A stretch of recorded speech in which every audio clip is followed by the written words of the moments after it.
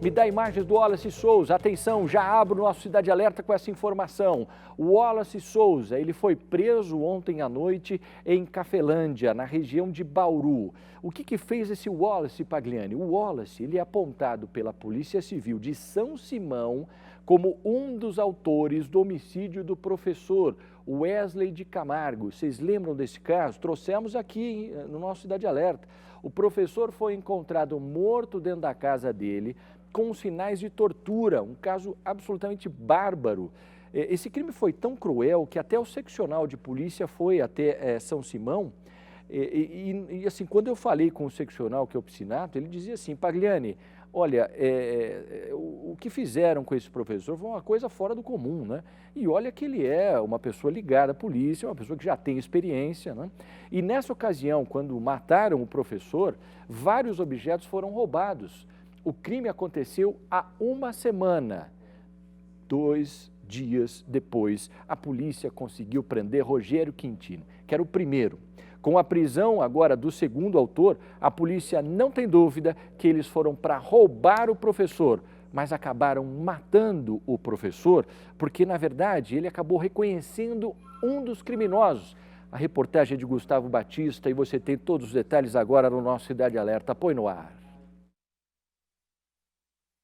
A população de São Simão ainda está assustada, mesmo depois da prisão dos 2 suspeitos do crime. A rua onde o professor morava estava deserta nesta sexta-feira. E depois de tudo que aconteceu, os vizinhos estão com medo aqui na rua onde morava o professor. Esta senhora, inclusive, a gente não vai identificar ela está com medo até de sair de casa. Ah, bastante. Por quê? Porque do jeito que tá as coisas, a gente ia ter medo. E agora, depois que aconteceu isso, a gente fica com medo. O último suspeito do assassinato do professor Wesley foi preso na noite de quinta-feira em Cafelândia, região de Bauru. Wallace Souza estava fugindo da polícia desde que teria cometido o crime. A gente tem informação que depois de praticar o delito aqui, ele se dirigiu a Ribeirão Preto. E como ele sabia que nós estávamos atrás dele, ele tentou se evadir. A gente tem informações que talvez ele iria até para outro país. E a primeira informação que o setor de investigações pegou foi que ele estaria em Bauru. Então a gente fez um levantamento das cidades próximas e localizamos o endereço dele, que estaria em Cafelândia, que é um município próximo de Bauru.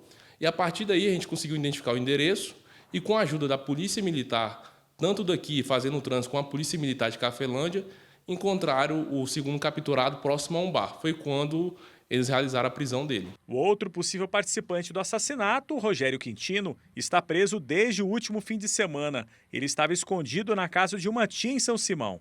Após a Polícia Civil tomar conhecimento dos fatos do latrocínio, imediatamente se iniciou a investigação e o competente setor de investigações dessa unidade policial, com a ajuda de alguns investigadores dos municípios vizinhos, nós conseguimos identificar a autoria delitiva, através de testemunha, de câmeras.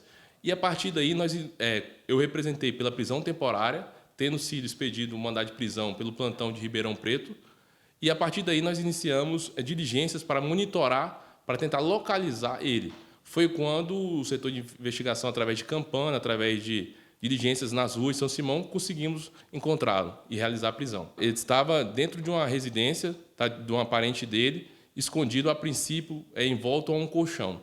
Wesley Eckstein de Camargo foi encontrado morto no dia 27 de maio dentro da casa dele. A suspeita de latrocínio, roubo seguido de morte. Um dia antes, ele estava na escola Historiador Fausto Pires, onde dava aulas de música e de artes pela última vez. Ele pegou uma licença porque ele teve Covid e ele retornou na quinta-feira para trabalhar. Então, na quinta-feira ele veio, deu aula normal com o pessoal aqui, depois foi para Serra Azul, que ele dá aula em outro período lá. Como que ele estava? Super bem, super alegre, do mesmo jeito, dele. Vem tomar café, ele sempre convidava o pessoal para tomar café com ele, no horário de intervalo. E, sim, esbanjando a alegria de sempre, Muito irreverente. Na manhã seguinte, o professor de 45 anos não apareceu e a diretora ficou preocupada. Ele tinha aula marcada, teria que estar aqui às 7 horas e ele não apareceu. E nós estranhamos porque ele não é uma pessoa de faltar, sempre foi muito pontual. Logo em seguida a gente mandou mensagem e não foi visualizada a mensagem. Nós pensamos, de repente ele teve algum mal-estar, assim que melhorar ele vem ou responde a mensagem, Mas ele não respondeu. E mais tarde a gente ligou também e não atendeu a ligação. Sem resposta, a Verônica tentou ligar, mas não conseguiu contato. E depois de saber que uma professora tinha ido até a casa dele e não foi atendida, tomou a decisão de entrar na residência. A outra professora foi até a residência dele para poder justamente dar carona para ele poder trabalhar em Serra Azul e também não teve retorno, né? Chamou, ninguém atendeu e onde ela ficou preocupada, ligou aqui na escola para saber se ele tinha vindo da aula naquele dia, né? E nós falamos que ele não tinha vindo da aula. E aí vocês adotaram uma outra medida? Sim, nós ficamos preocupadas e eu resolvi ir na residência dele. Chamei a outra funcionária que trabalha aqui na escola, porque ela fazia faxina na casa dele e ela tinha a chave. E nós fomos até a residência para saber, né, se ele tinha passado mal, porque estava voltando de uma licença de Covid. Nós ficamos preocupadas. E como que foi chegando lá? Chegando lá, nós entramos na residência, vimos que faltavam alguns objetos, fomos direto para o quarto dele, o quarto estava trancado e ele não costumava deixar o quarto trancado, né? Nós já estranhamos. E quando abrimos a porta do quarto de hóspede, nós vimos muitas roupas espalhadas pela cama. Foi onde nós nos deparamos, né? Ao levantar as roupas, nos deparamos com o corpo dele. Mas não vimos, assim, absolutamente nada. Nós vimos somente a lateral do corpo. Imediatamente a gente já se retirou da residência e acionamos a polícia. A polícia começou a investigar o caso e chegou aos 2 suspeitos, além de apreender durante a semana parte do que foi roubado.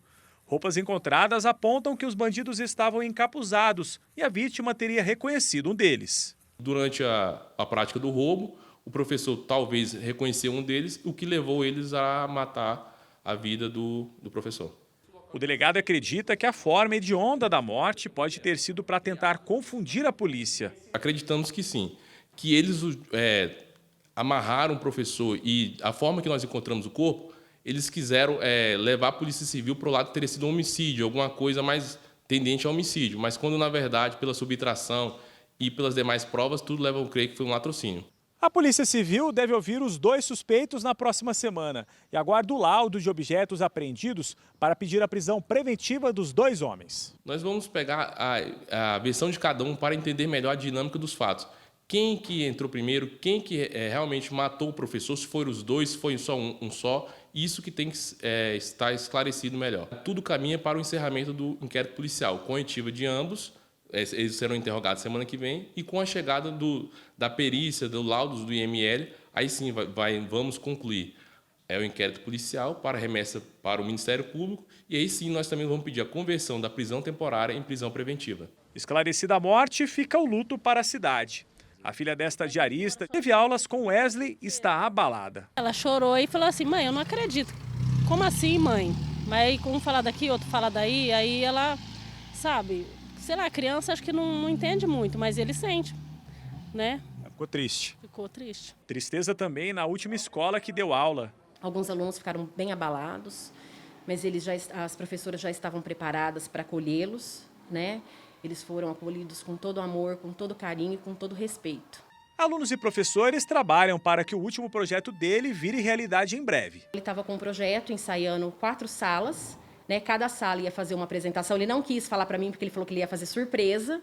Então, mas assim, as crianças contam, né? Eles estavam ensaiando música, estavam ensaiando uma música com copos, né? Tirar a sonorização do copo, para poder fazer a apresentação para nós e para os demais alunos da escola. Nós planejamos, sim, procurar dar sequência nessa atividade, que eles queriam muito apresentar, nós vamos dar sequência.